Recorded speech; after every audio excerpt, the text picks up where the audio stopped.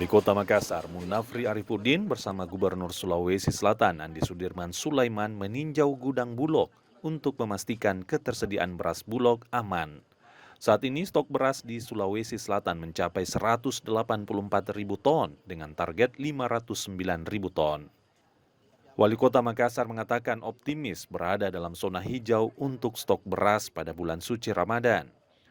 API juga menyampaikan dalam waktu dekat ini Dinas Perdagangan akan melakukan operasi pasar di sejumlah titik di Kota Makassar.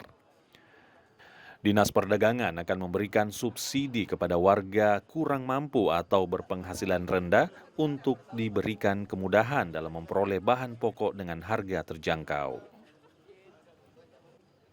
Hari ini 184.000 di sini ya, yang Bulog kita, dan kita banyak dan targetnya 509. Dan sekarang lumayan ya, panen sudah mulai, optimisme kita karena sudah mulai panen ya. Aman, kita zona hijau, jadi aman aja insya Allah. Cabai aja kita perlu konsep tapi belum terlalu signifikan, jadi kita nanti monitor per hari saja. Secara nasional kita ini di bawah masih zona hijau ya. Aman, dan lebaran aman makan, silakan insya Allah.